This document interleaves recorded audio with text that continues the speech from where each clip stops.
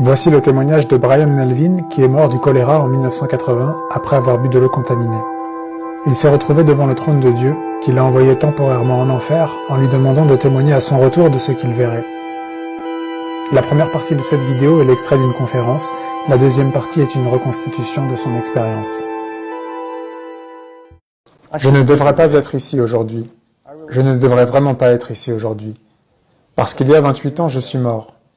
Et je veux dire, je suis mort pour de vrai. C'était une expérience très profonde. Car j'ai vu un lieu où je ne veux que personne aille. J'ai vu l'enfer. C'était le lieu le plus terrifiant que je n'ai jamais expérimenté de toute ma vie. Je suis allé dans des endroits difficiles dans ma vie, mais ça, c'était le pire. Et quand j'aurai fini ce soir, vous voudrez danser, et vous comprendrez pourquoi vous danserez au paradis. Amen. À cette époque, je n'étais pas sauvé. J'étais un athée militant. Je ne croyais pas en Dieu. J'attaquais les chrétiens. Je me souviens lorsque des chrétiens nous approchaient dans la rue, là où je vivais, pas loin d'ici. Vous savez où se trouve Roman Plaza? C'est là où je passais tout mon temps. Il y avait des chrétiens qui venaient nous voir là-bas pour nous partager l'évangile. Et j'argumentais avec eux en leur disant « Vous ne connaissez rien sur Dieu, Dieu n'existe pas. » J'étais juste un athée militant. Et ensuite, j'ai déménagé à Tucson, en Arizona, et c'est là où tout s'est passé. Ce qui s'est passé, c'est que j'ai bu de l'eau contaminée. J'ai contracté une maladie qu'on trouve dans l'eau. J'ai eu tous les symptômes du choléra. Si vous avez déjà eu cette maladie, vous savez que vous perdez les fluides de votre corps très rapidement. Environ 4 à 5 jours plus tard, mon corps est entré en choc et je suis mort. Ce n'est que par la grâce et la miséricorde de Dieu que je me tiens devant vous aujourd'hui. Je ne suis pas parfait.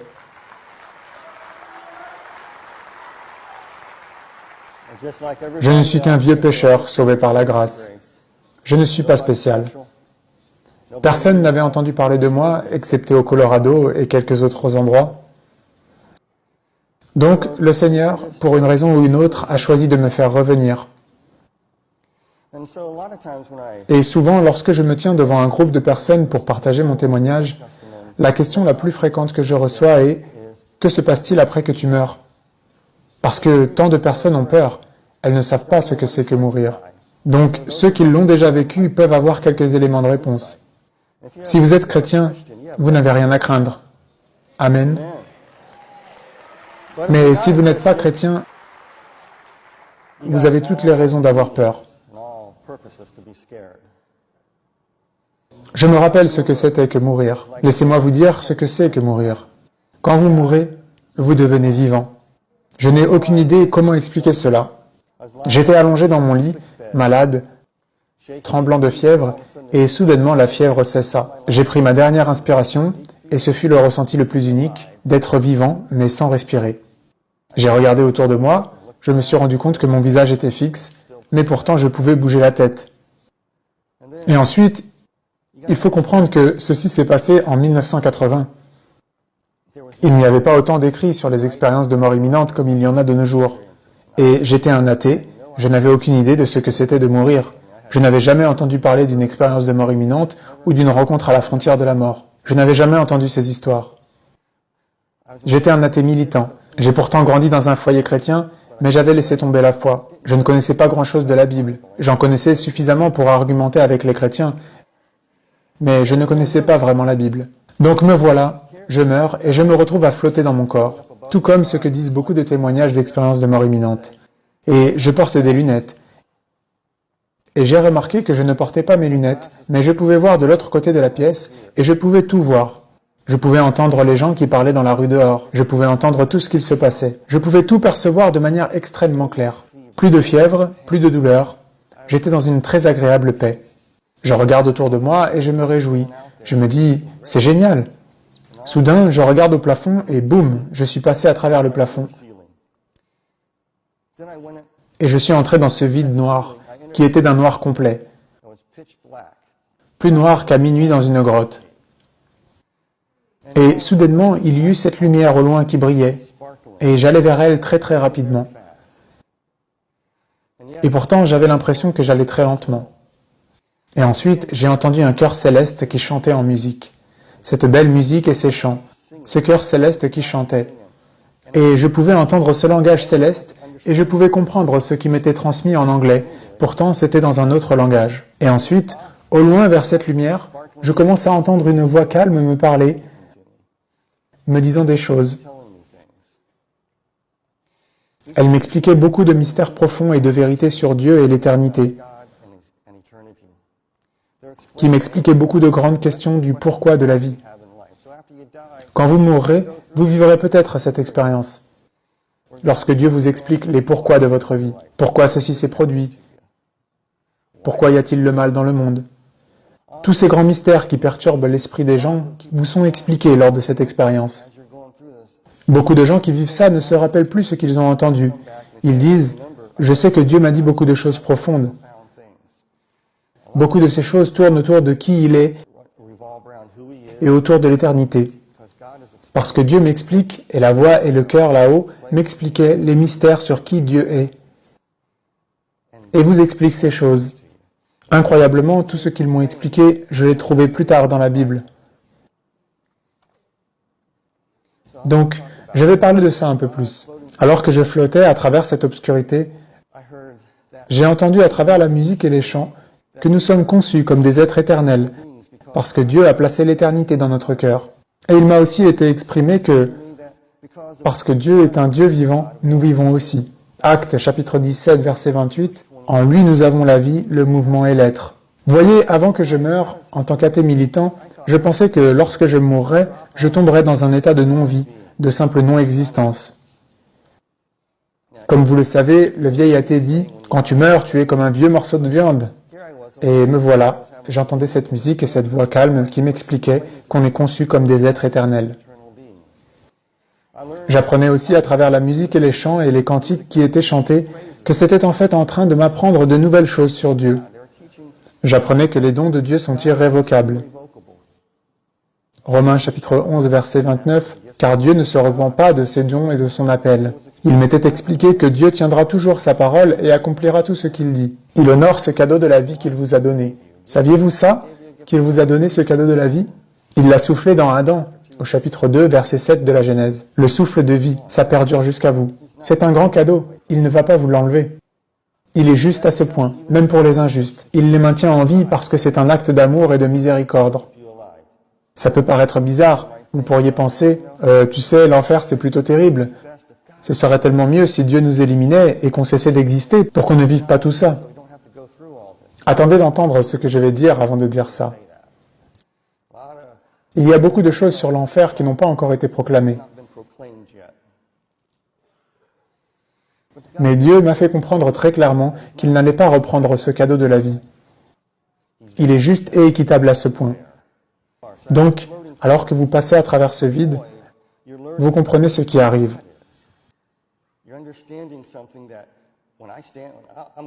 Je vais être jugé par quelqu'un qui est parfait, qui est juste. Tout est juste en lui. Et toutes mes excuses ne valent rien. Je me rappelle flotter dans l'obscurité et la lumière devenait de plus en plus grosse. Et plus je m'approchais d'elle, plus je commençais à comprendre que j'allais être jugé. Soudainement, ce calme paisible que je ressentais, plus de souffrance, plus de douleur dans mon estomac, plus de vomissements, plus tous ces symptômes que j'avais.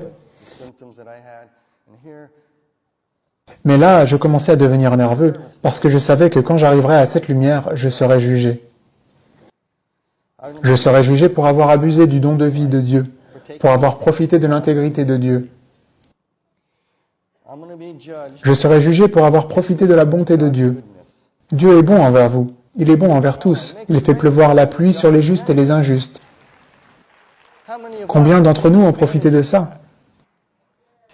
Profiter de la bonté de Dieu. Et que fait-on avec? On va s'enfiler quelques verres de liqueur au bar du coin.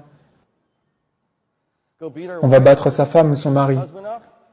On va insulter nos enfants. Qu'allez-vous faire de la bonté de Dieu? Il est lent à la colère. Il est très lent, mais il vous regarde. Quand vous vous tiendrez devant Dieu pour être jugé, pour avoir mal utilisé sa bonté, son intégrité,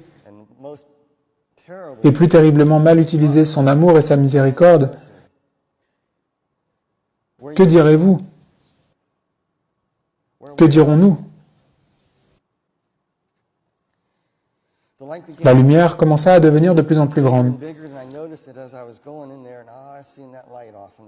Et j'ai remarqué que je m'en approchais, et j'ai remarqué qu'il y avait un énorme rocher au milieu de ce vide obscur. Mais c'était comme une sorte d'enveloppe qui cachait. Je savais qu'il y avait des choses autour, mais je n'étais pas autorisé à voir ce que c'était. Tout ce que je pouvais voir, c'était cet énorme rocher. Et j'ai vu qu'il y avait une personne debout sur ce rocher, d'où la lumière provenait. Et alors que je m'approchais, j'entendais la musique qui disait quelque chose du genre. Voici ce que je me rappelle. Ce n'était pas ces mots précis, mais la musique chantait quelque chose comme ceci. Dieu le rocher, son œuvre est parfaite. Dieu le rocher, son œuvre est parfaite. Dieu le rocher ne fera pas d'erreur. Dieu le rocher ne fera pas d'erreur. Le Tout-Puissant ne pervertira jamais la justice. Le Tout-Puissant ne pervertira jamais la justice. Ce sont des versets de la Bible. Et ensuite, sur ce rocher, j'ai vu cette personne d'où la lumière provenait, et j'étais abasourdi. J'arrivais très rapidement vers lui. Et j'ai remarqué que s'il relevait ses mains hors de sa robe, il avait une capuche, et j'expliquerai ça dans une minute. Il sortit ses mains, comme je le fais, les mains sur les côtés, des rayons de couleurs magnifiques, des couleurs que je n'avais jamais vues émaner de ses mains. Tout comme Habakkuk a dit, c'est comme l'éclat de la lumière, des rayons partent de sa main, là réside sa force.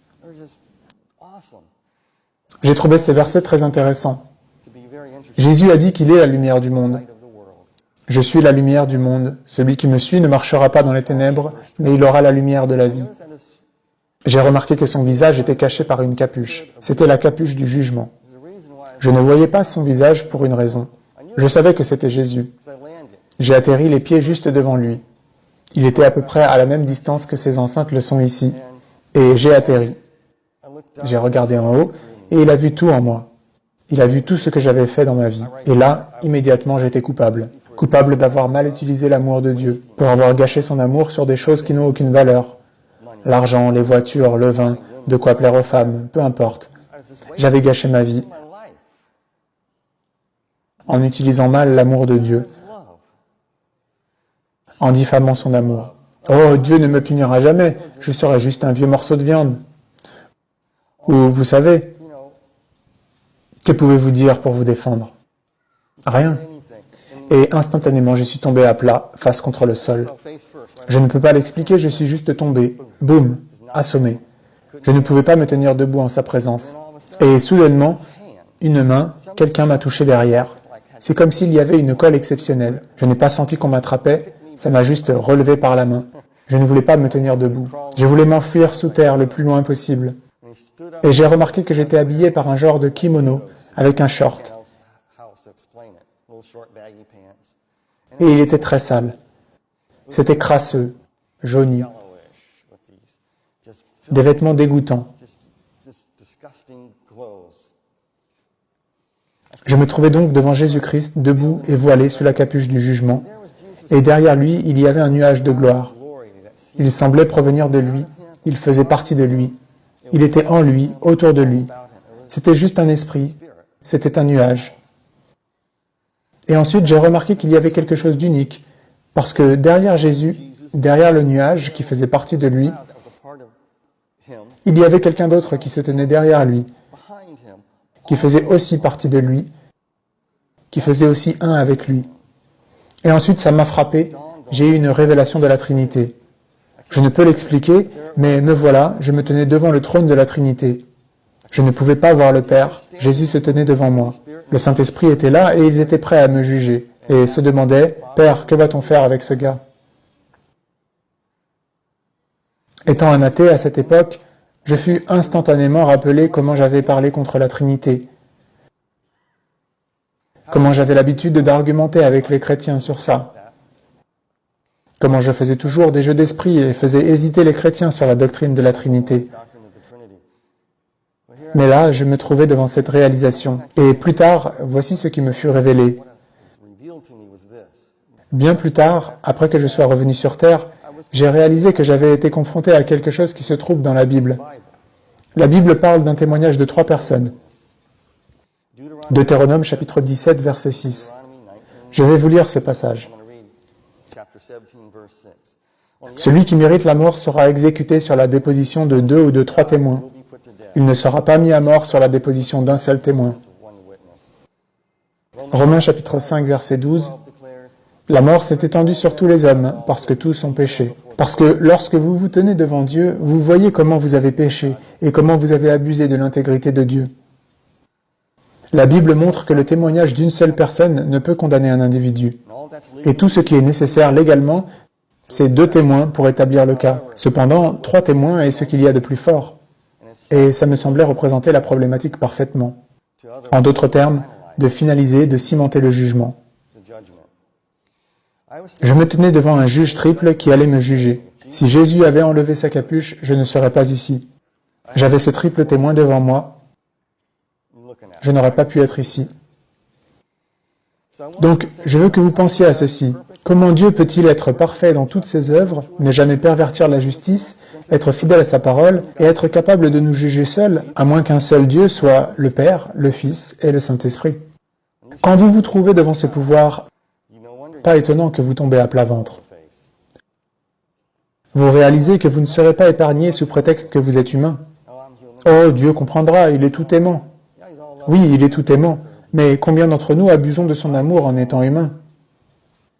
Il veut que vous soyez transformés dans l'image d'un Fils, pas que vous restiez dans la crasse de la boue de cette vie. Il vous est montré très clairement que vous avez abusé de l'intégrité de son amour, de l'intégrité de sa miséricorde, de l'intégrité de sa grâce, de l'intégrité de sa bonté. Tout cela étant prouvé par la manière dont vous avez vécu cette vie mortelle. Des moments de ma vie flashaient devant moi à ce moment-là. Le Seigneur me parla et me montra toutes les fois où je l'avais ignoré. Comment il m'a parlé tant de fois pour attirer mon attention.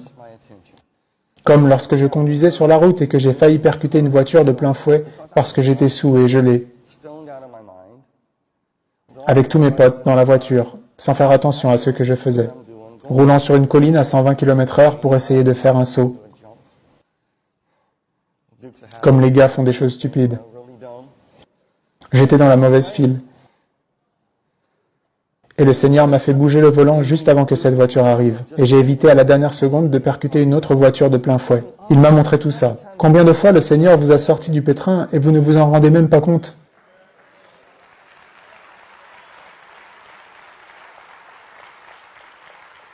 À travers ces choses que le Seigneur me montrait, on réalise qu'on a échangé la vérité de Dieu et qu'on a gâché notre chance. On a échangé la vérité de Dieu, de qui il est, pour un mensonge. Tout comme il est dit dans Romains, chapitre 1. Et vous savez quoi? Il vous donnera par amour ce que vous désirez. Voyez, se tenir devant le Seigneur à ce moment en tant que personne non sauvée, j'étais perdu. Il m'était expliqué très clairement, à ce moment, que j'étais une bête. Ecclésiaste chapitre 3 verset 18. J'ai dit en mon cœur au sujet des fils de l'homme que Dieu les éprouverait et que même verrait qu'ils ne sont que des bêtes. Donc dans cette vie, nous sommes testés pour voir si nous voulons retourner à lui et être changés ou si nous voulons devenir une bête et le rester. En me tenant devant le Seigneur, j'ai réalisé que j'étais une bête. Waouh! Et si on me permettait d'entrer au paradis, dans mon état déchu de bête, je le corromprais. Comment? En manipulant, au paradis, l'intégrité de Dieu dans son amour et sa bonté, pour mon propre gain égoïste. Voyez, quand vous mourrez, l'éternité vous scelle. Vous n'avez pas de seconde chance. Ce que vous avez fait dans votre vie, si Dieu vous regarde et vous dit « tu es une bête », vous utiliseriez son intégrité, son amour, sa miséricorde, et il ne laissera pas cela se reproduire à nouveau. Et c'est pourquoi dans le livre de l'Apocalypse, dans les 2 derniers chapitres, il nous dit qu'il va créer de nouveaux cieux et une nouvelle terre, où rien de toute cette corruption n'existera. Vous voulez en faire partie ou pas? Pensez-vous qu'on peut vivre sur terre comme en enfer et s'attendre à ce que Dieu nous laisse entrer au paradis parce qu'il est tout aimant? Et parce qu'on pense qu'il devrait juste nous permettre d'y entrer? Laissez-moi vous poser une question. Si quelqu'un frappe à votre porte, que vous ne connaissez pas, mais vous l'avez vu aux nouvelles, c'est le pire criminel au monde, il frappe à votre porte, vous ouvrez sans savoir que c'était lui, et il dit Bonjour, monsieur. Je sais que vous êtes chrétien. Vous êtes supposé m'aimer. Vous êtes censé me donner votre chemise. Alors laissez-moi entrer dans votre maison. Je vais vivre avec vous. Prouvez votre amour, monsieur chrétien. Vous êtes censé m'aimer. Laisseriez-vous cet homme entrer chez vous? Non, vous fermeriez la porte. Vous appelleriez la police. La police viendrait, elle emmènerait ce gars et l'écarterait de vous pour toujours dans une prison. Si Dieu laisse entrer au paradis quelqu'un qui n'est pas son fils, il corrompra le paradis. Ceci vous est expliqué clairement après que vous mouriez, et ça devrait être enseigné dans cette vie dès maintenant. Il y a tellement de lieux où ceci n'est pas enseigné, mais la Bible l'enseigne. Ésaïe chapitre 26 verset 10. Si l'on fait grâce aux méchants, il n'apprend pas la justice. Il se livre au mal dans le pays de la droiture. Le pays de la droiture, c'est le paradis. Et il n'a point égard à la majesté de Dieu. Quand vous vous tenez devant le Seigneur, vous comprenez que Dieu ne va pas corrompre son jugement. Il ne va pas corrompre sa justice. Il vous montre son amour. Et cet amour vous accorde ce que vous désirez. Dieu est si aimant qu'il vous donnera ce que vous désirez. Psaume 145, verset 16. Tu ouvres ta main et tu rassasies à souhait tout ce qui a vie. C'est confirmé au verset 20. L'Éternel garde tous ceux qui l'aiment et il détruit tous les méchants.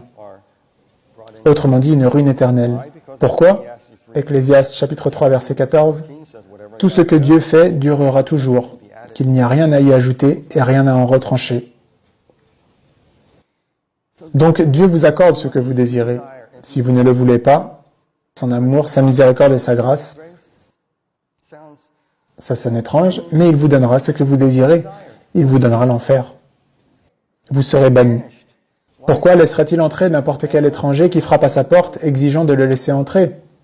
Laissez-moi entrer, j'ai vécu ma vie comme un sale pécheur, je ne voulais rien entendre de Dieu dans ma vie, je l'ai prouvé par la manière dont j'ai vécu, et tu dois me laisser entrer parce que tu es un Dieu d'amour. Non, je t'aime tant que je vais te donner ce que tu désires. Il va se plier à votre volonté d'aller en enfer. Maintenant, en éternité, devant le Seigneur, il a commencé à me parler. Il avait encore sa capuche, j'étais terrifié. Et il m'a dit de porter témoignage de ce qui allait bientôt arriver. Et il a parlé avec ses rimes. Il a dit, « Tu verras une terre inconnue, qu'il vaut mieux oublier, mais qui ne sera pas non vue. » Je me suis toujours rappelé de ça. Je ne peux l'oublier, parce que c'est si unique et que c'est dans la Bible. Cherchez dans l'Apocalypse, dans les 4 derniers chapitres. Vous trouverez ce dont je parle. Quand tu arriveras là où je t'envoie, tu diras mon nom et mon titre, pour que ton cordon d'argent ne soit pas coupé. Tu devras dire mon nom et mon titre. Son nom est Jésus-Christ. Il m'a dit de le dire. Et ensuite il m'a dit, tu vas revenir pour la gloire de Dieu, pas pour la tienne. Et quand tu reviendras, tu témoigneras de ça. 28 ans se sont écoulés, et j'ai eu l'opportunité de diriger un ministère avec les prisonniers pendant 10 ans. Ensuite, je fus soulevé par une force qui m'a amené devant une porte. Cette porte s'est ouverte et je suis passé les pieds devant, et je pouvais voir mon corps, qui était d'une teinte et couleur différentes. C'était incroyable. Le moment suivant, je fus placé dans un tunnel, un vortex qui tournait vers ce territoire inconnu. Cet horrible vortex vert qui tournait comme une tornade qui tournait et tournait. Et je pouvais sentir un souffle qui m'a frappé comme un fourneau. Je pouvais entendre des cris, des hurlements, des gens crier, des bruits de succion. J'ai entendu toutes sortes de bruits dégoûtants, et je pouvais sentir la plus horrible odeur, et je tombais à l'intérieur d'un tunnel. Combien de gens qui ont vécu une expérience de mort imminente parlent d'un tunnel?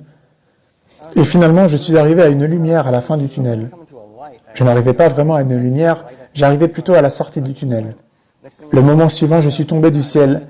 Lorsque je suis arrivé à cette lumière jaune, je suis passé directement à travers elle et j'ai rebondi sur le sol plusieurs fois.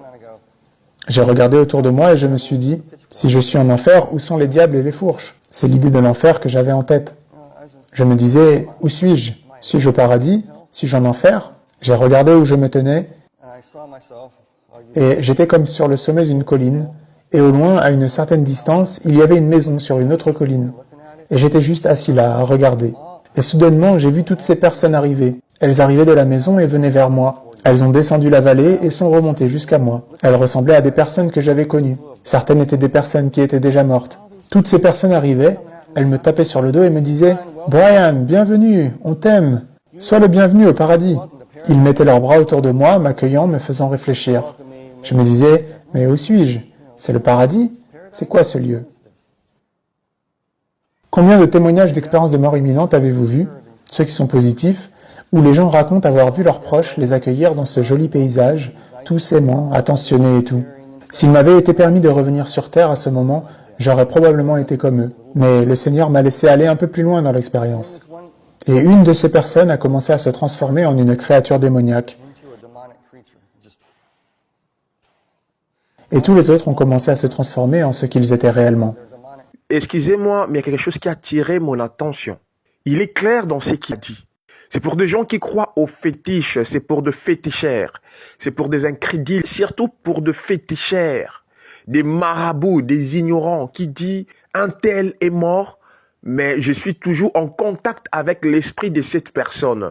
Je vois cette personne venir vers moi et je parle avec. Déjà pendant la vie, il y a ce qu'on appelle les dédoublements. C'est-à-dire que le diable a la capacité de prendre l'image d'un homme qui est mort dans le péché. Tout simplement pour vous tromper, pour vous faire croire que cette personne-là continue d'être en œuvre. C'est-à-dire l'esprit de cette personne-là est toujours en contact avec vous. Cependant que ce n'est plus lui. C'est le diable qui prend l'image de ton père. Vous devez savoir que le diable, c'est un perfectionniste dans la tromperie. Il est très bien organisé. Comme le fils de Hemingway. Il croit toujours être en contact avec son père Hemingway. Or, en réalité, son père est déjà au séjour de mort. L'esprit là qui est en contact avec lui, ce n'est rien d'autre que le diable qui a pris l'image de son père. Mais tant que tu es ignorant, tu vas croire vraiment que c'est ton père. C'est comme ça que le diable trompe beaucoup de gens. Que le Seigneur vous bénisse. Continuons notre témoignage. C'étaient des créatures démoniaques, hideuses, de différentes sortes, formes et tailles. L'une d'entre elles était devant moi. Elle faisait environ 1,40 m et elle ressemblait à une sorte de moitié humain, moitié reptile. Dans les années 1980, j'étais un gars du genre je m'en foutiste. Je buvais beaucoup et faisais beaucoup la fête. Et j'ai été affecté à Tucson, en Arizona, et je travaillais sur un chantier de construction. Et l'un des gars a apporté de l'eau du Mexique qui était contaminée. Et je l'ai bu accidentellement. J'ai eu une attaque, ayant contracté le choléra, et environ 72 heures plus tard, j'étais à plat sur le dos, et en substance déshydratée. C'est à ce moment-là que je suis décédé. J'ai su que j'étais mort, parce que je porte des lunettes, car je suis très myope. La première chose que j'ai remarqué, est que je ne portais pas mes lunettes, mais je pouvais voir clairement à travers la pièce. Et quand j'ai tourné ma tête, j'ai remarqué que mon corps ne bougeait pas. J'étais sorti de mon corps, planais, et voyais mon propre corps en bas. Et la prochaine chose, est que je suis passé à travers le plafond de la pièce dans laquelle j'étais, et je fus transporté dans un vide très très obscur.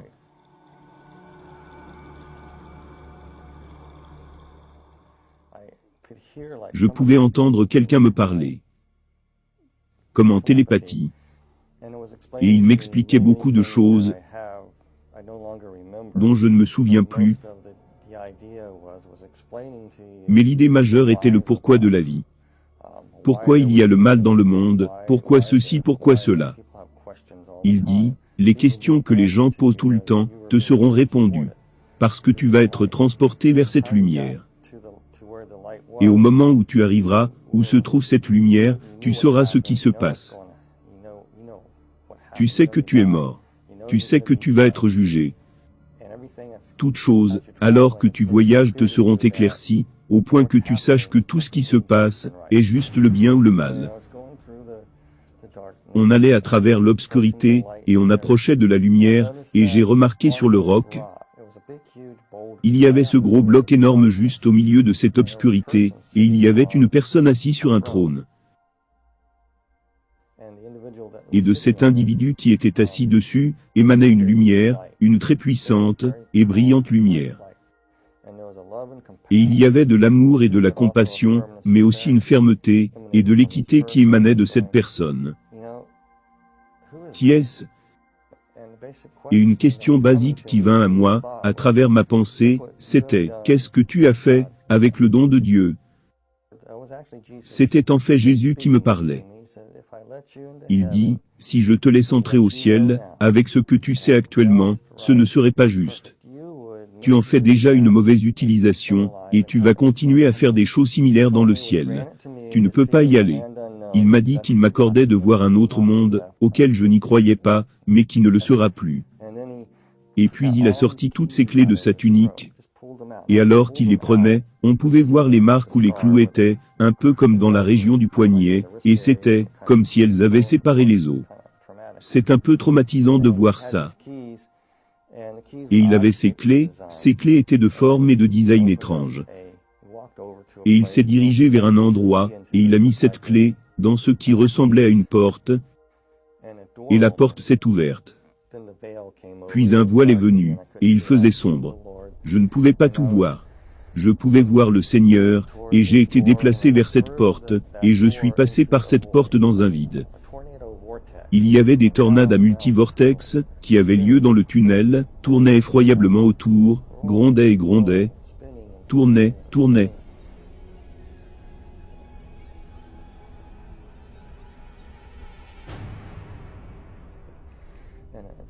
L'odeur était horrible.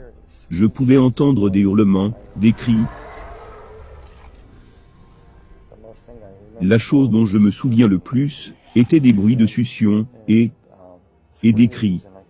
Je pouvais ressentir une chaleur, une très forte chaleur. La chose suivante est que je suis tombé du ciel. Ça ressemblait au ciel.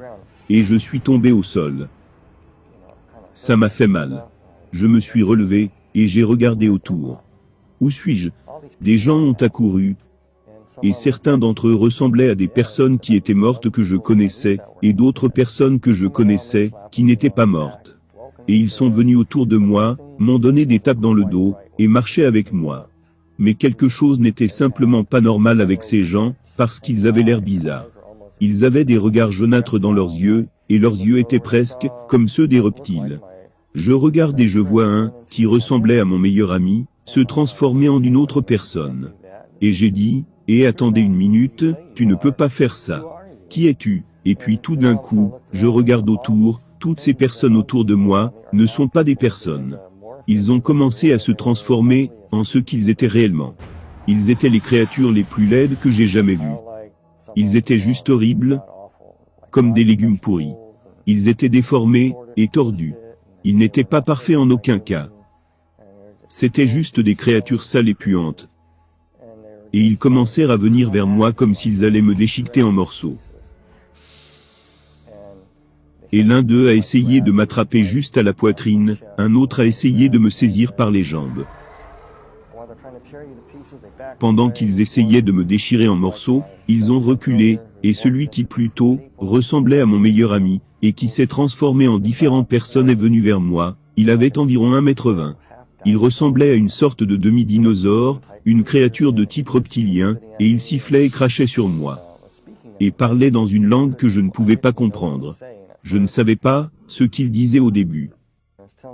Il disait comme dans un mauvais anglais, « Suis-moi, suis-moi, suis-moi ». Il m'a fait signe. Nous avons fait quelques pas, et tout d'un coup nous étions au bout de l'horizon.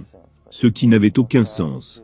Mais nous sommes arrivés à ce qui ressemblait comme le bout de l'horizon. On ne pouvait pas aller plus loin, je ne comprenais pas. Et pourtant quand je regardais dehors, je pouvais voir tous ces vastes champs de montagnes. Et puis cette créature a mis sa main dans cet horizon, et il l'a déchiré, et l'a ouverte comme un voile. Et il en est sorti une route, et il m'a dit de venir. Il m'a fait signe de venir, alors je suis juste allé de l'avant, je suis sorti. Et la chose suivante qui s'est passée, je me suis retrouvé sur une large route, plate et poussiéreuse. Et il y avait des cellules cubiques, l'une après l'autre. Il y avait des cellules au-dessus, un peu en retrait, concaves, et elles allaient en hauteur. Et il y en avait 6 sur le plafond de cet endroit. et dans les murs sont encagées des personnes, dans des cellules.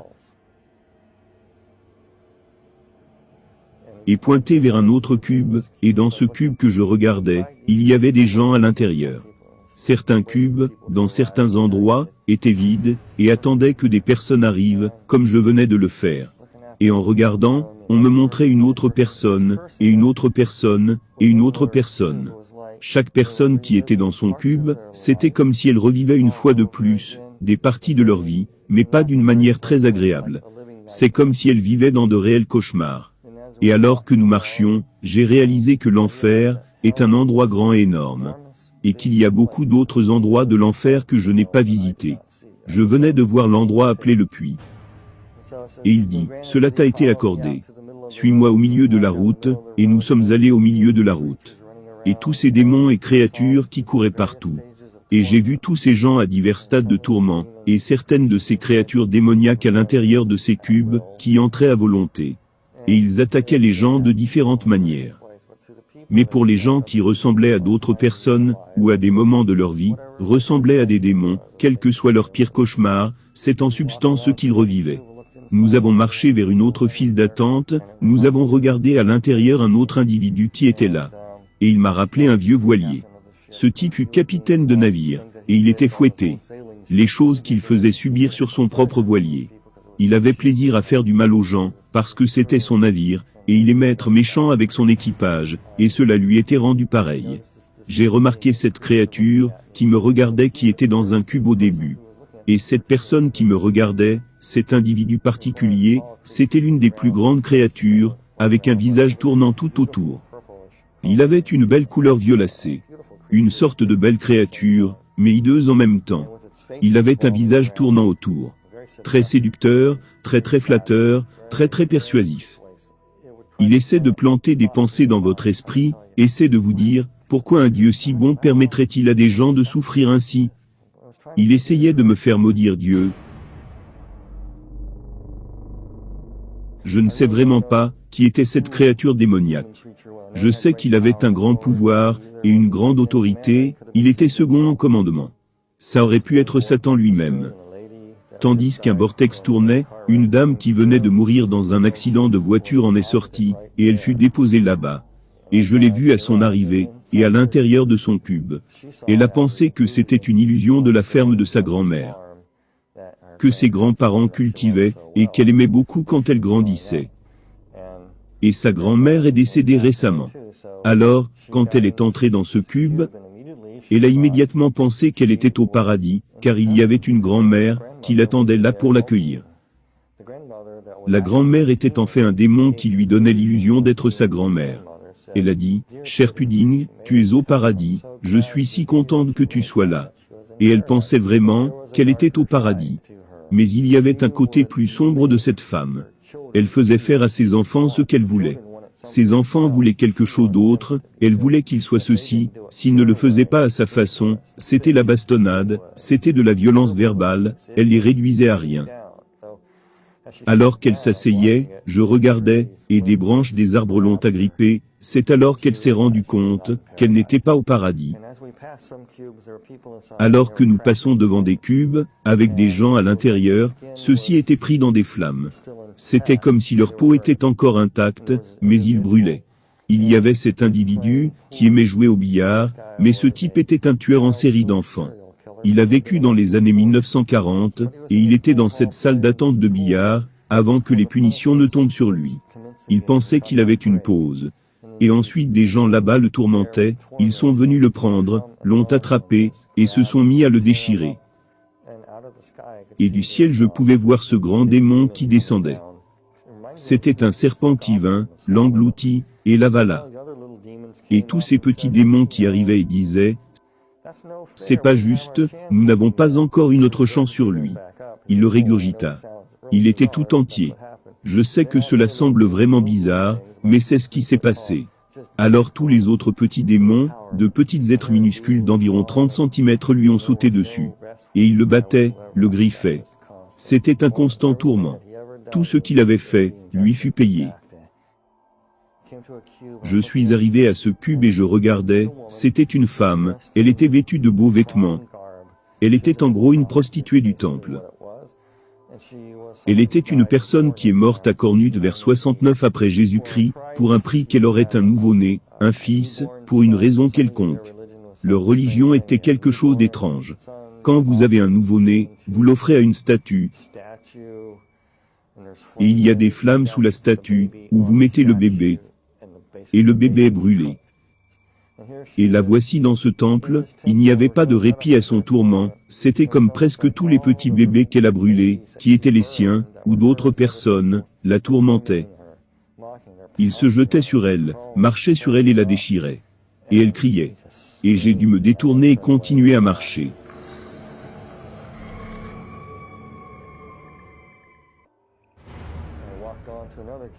Je suis allé sur un autre cube, nous avons regardé dans cet autre cube sur cette rangée, et il y avait une autre dame, et elle croyait que Dame Nature pourrait la sauver.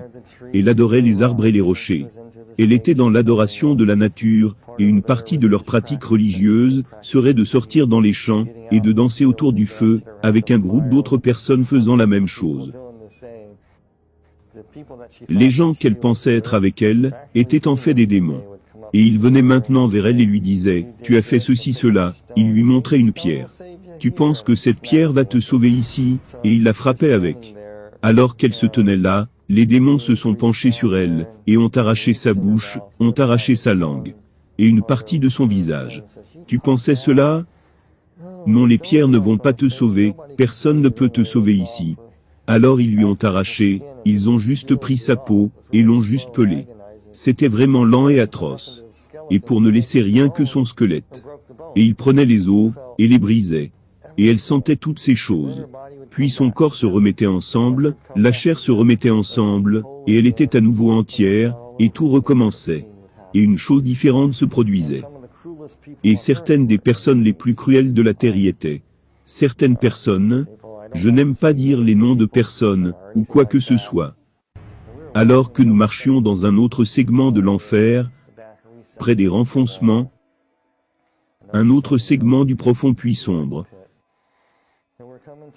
Et nous sommes arrivés à cet endroit vide, et ce cube était ouvert, et à l'intérieur, ce démon qui essayait de me faire entrer dans ce cube, où il y a comme une chaise de dentiste. Je n'ai pas peur du tout des dentistes, mais cette chose ressemblait à une chaise de dentiste pour moi, et avec toutes ces créatures hideuses là-dedans, qui essayaient de me dire, c'est là que tu vas aller. Ils essayaient de me faire entrer là-dedans, et je ne voulais pas y aller. Ce moment fut très difficile pour moi. Parce que vous devez comprendre, tu as tellement peur. Tout ce temps que j'étais là-bas, je n'arrêtais pas de dire, Jésus-Christ, Jésus-Christ, Jésus-Christ. Et à ce moment-là, j'ai dit probablement Jésus-Christ, Jésus-Christ, si vite, Jésus-Christ, Jésus-Christ, qu'on ne pouvait plus compter. Il me voulait dans ce cube, et j'avais peur. Je ne voulais pas y aller, dans cette chose. Et comme je l'ai dit, pendant tout ce temps, j'ai ressenti une connexion, avec quelqu'un d'en haut, le Seigneur. Et puis tout d'un coup, vous pouviez sentir quelque chose arriver sur vous. J'étais tellement pétrifié, que je ne pouvais pas distinguer, ce que c'était. Tu pouvais sentir des pas derrière toi, et le sol tonnait. Et ça approchait, quel que soit ce qui marchait derrière moi, j'avais trop peur, pour essayer de voir qui c'était. Parce que je ne voulais pas que ces choses se précipitent et m'attrapent. Et tout à coup, ils ont commencé à venir vers moi, et dans le ciel proche, juste derrière moi, cette grande créature violacée, cette grande créature démoniaque, a en quelque sorte commencé à reculer doucement, à reculer jusqu'à sortir de la scène, dans les ténèbres de l'enfer. Et le Seigneur m'a retiré.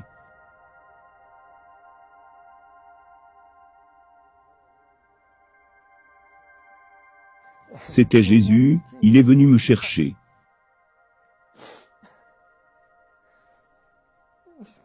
Dans cette partie, je me souviens bien clairement. Il vint me chercher, dans ses bras. Et je pouvais voir que quand ils l'ont crucifié.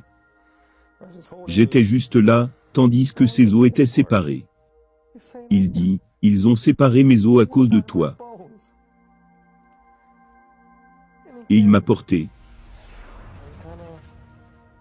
J'ai flotté dans les airs. J'ai traversé le centre du puits. Je suis monté tout droit. Je me souviens un peu que j'avais été emmené à l'hôpital. je me suis réveillé dans une chambre d'hôpital.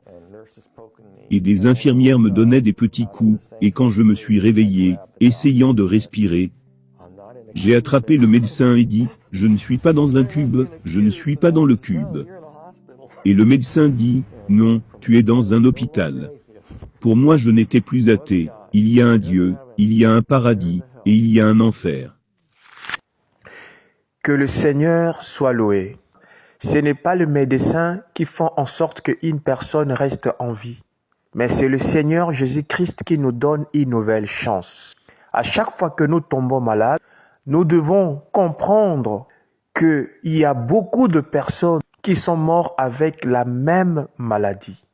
C'est pour cela, à chaque fois que nous tombons malades, nous devons nous rappeler toujours qu'il y a beaucoup de gens qui sont morts avec la même maladie. Quand tu pars dormir, rappelle-toi qu'il y a une personne qui était partie dormir, qui ne s'est plus réveillée. Quand tu sors, tu rentres dans ta maison, rappelle-toi qu'il y a une personne qui était sortie, mais qui n'est plus rentrée. Nous devons comprendre qu'il y a beaucoup de personnes qui n'ont pas eu la grâce que nous avons eue. Jusqu'à quand continueras-tu à être incrédule? Notre frère a eu la grâce, mais peut-être toi tu n'auras pas la même grâce. Que le Seigneur touche ton cœur. Tant que tu es encore en vie, donne ta vie au Seigneur Jésus-Christ. C'est gratuit. Ça ne coûte rien. Ça ne te coûtera rien de croire, de préserver ta vie. Tu luttes, tu prépares ton futur, mais tu ne prépares pas ta vie après la mort. Or, lorsque nous mourons, c'est là que la vie commence réellement. Que le Seigneur nous bénisse. Abonnez-vous pour ne pas manquer notre prochaine vidéo. Soyez bénis. Amen.